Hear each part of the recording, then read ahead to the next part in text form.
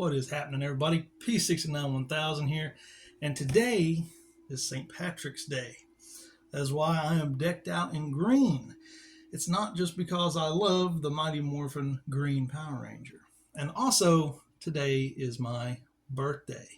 I'm 34 years old. Hard to believe that I'm 34 years old. It seems like it's went by in a blink of an eye. So today we're going to be doing something kind of festive, kind of fun, kind of special.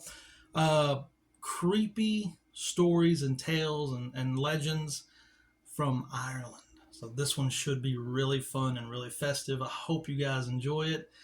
Let's get into it. The Hellfire Club. Montpelier Hill, better known as the Hellfire Club to Dubliners, is a lovely place for a walk. It has a variety of short forest trails and provides wonderful views of the city from the southwest. On the weekends, you'll find it busy with urbanites escaping the city and dogs running free. At the top sits a large hunting lodge where, if the stories are to be believed, some very ominous events have taken place. From ancient burial site to satanic meeting place. Originally, at the top of Montpelier Hill, there was an ancient passage grave with a stack of stones on top.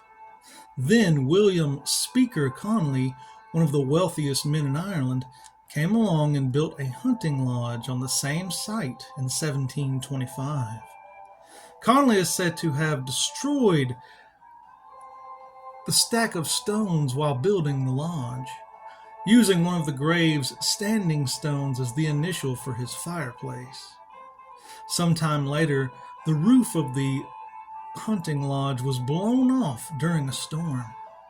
The locals reckoned that angered spirits seeking vengeance for the destruction of these graves were responsible.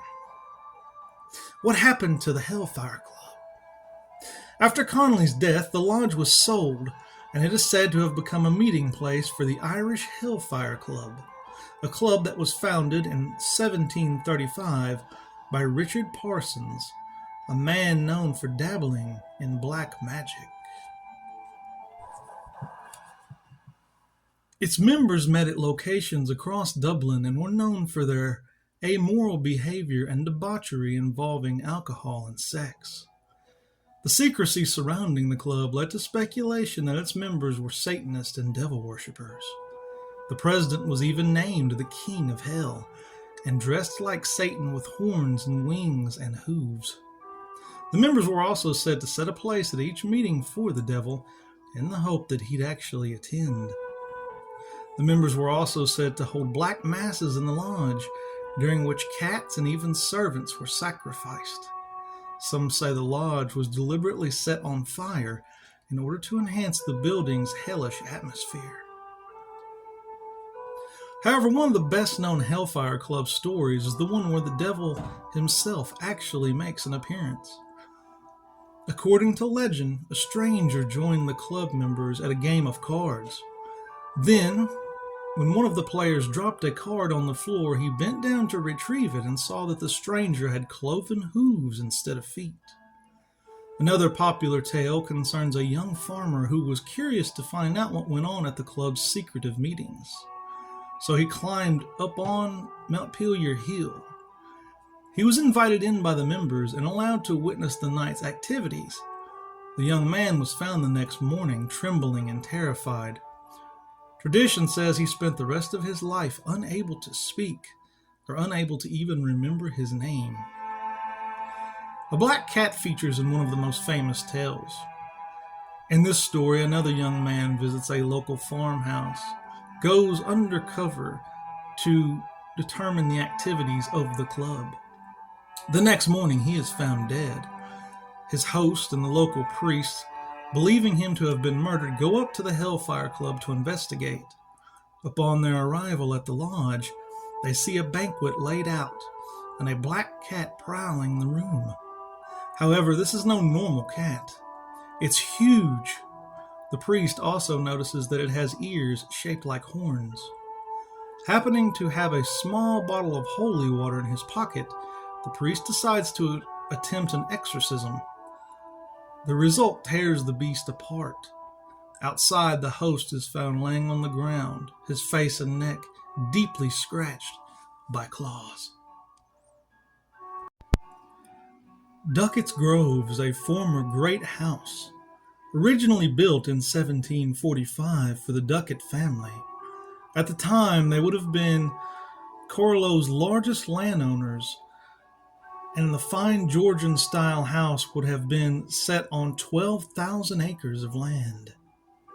The house was later rebuilt and then remodeled in the 19th century to form the impressive Gothic property, the shell of which we can still see today.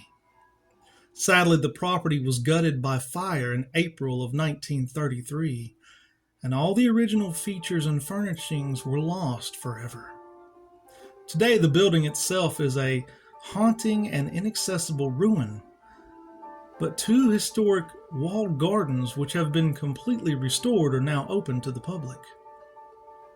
Given the sad state of the house itself and the troubled times that it has seen, a curse was placed upon it many years ago and may have had its desired effect.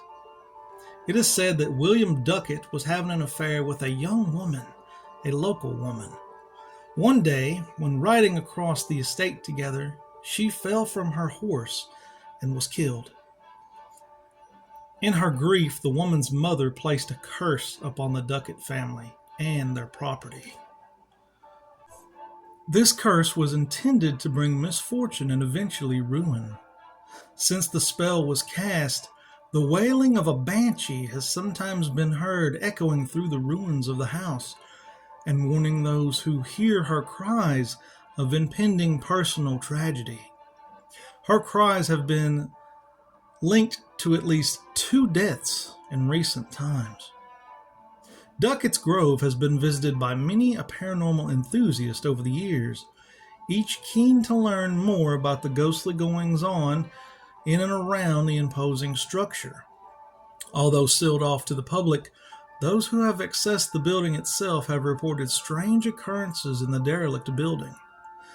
The noise and fuss of a busy kitchen have been heard where the great house kitchen and pantry once stood, and disembodied voices, mysterious lights, music, strange sounds, and full-bodied apparitions have also been reported throughout the derelict property. The ghost of William Ducket himself has been seen still riding a horse and possibly reliving that fatal day in which his mistress fell to her death. John's Bridge. The unassuming John's Bridge connects John Street to the city of Kilkenny. Many visitors who pass over this structure during their travels wouldn't even think that this site is haunted. The current bridge was completed in 1910, and like all operational bridge structures, it is checked and maintained to ensure that it is structurally safe and sound. But such structures were not always as reliable. In days gone by, bridges were known to be swept away during fierce storms and seasonal floods. The first John's Bridge was built in the 13th century and had to be reconstructed on more than one occasion due to the forces of nature. In 1763, a particularly severe weather event saw that the nearby Green Bridge, which was upstream from John's Bridge, collapsed into the river. A large crowd gathered on John's Bridge to watch the debris float past. When a particularly large structure floated past them, many of the spectators returned to the bank to get a clearer view of what was happening. However, just a few moments later, the bridge they had been standing on collapsed without warning into the unforgiving waters below. 16 souls were taken with it, and they drowned in front of helpless onlookers. To this day, locals and visitors occasionally report seeing ghostly figures on the bridge or emerging from the river below as if attempting to climb back up to the banks. Bishop Higgins' grave. When renovations in 1867 at St. Coulombe's Cathedral disturbed the grave of former Bishop William Higgins, his tomb was moved inside the cathedral, and that's when things started to get weird. Staff has heard footsteps in the gallery. Upon going to check, they found that the door to the gallery was locked. There was also an occurrence with the organ. The original organ had been vandalized, and an electronic replacement had been installed. It was this organ that began to produce a noise when the power was turned off. Workers would often report the feeling of being watched and would hear footsteps behind them as they were working. This is a prime example of why you should never wake the dead. One of the most famous cryptids of Ireland is the Leprechaun. It is a cryptid known throughout the world and is often associated with St. Patrick's Day. However, don't let the kind-natured look of this pixie fool you. Not all leprechauns are good-natured and fair creatures. Leprechauns seem to have different tribes within Ireland, and according to folklore, some leprechauns are good and others are just plain evil. It is never a good idea to try to outsmart a leprechaun because of their magic powers. Contrary to popular culture, leprechauns of folklore were often described as wearing red clothing as opposed to green. They wore jockey caps and some even carried swords that they used as magic wands. Many leprechauns are said to love to drink and play the occasional joke on others. It is said that leprechauns are masters of brewing beer. Leprechaun sightings. In 1908, various reportings coming from the Westmouth area became so frequent that they were deemed newsworthy. In North Westmouth, especially Delvin District, an odd story was told. It runs that a strange creature has been observed for some days in the district of Kellogg, which is between Killican and Devlin. Several persons, mostly children from the school, are reported to have seen it, and they describe it as a little creature resembling a man of dwarfish properties, clad in a red jacket and suiting the traditional description of a leprechaun. The Crichton Leprechaun, also known as the Mobile Leprechaun or the Alabama Leprechaun, is a supposed sighting of a leprechaun in a tree in Crichton, a neighborhood of Mobile, Alabama, following a 2006 news report filed at local NBC affiliate WPMI-TV.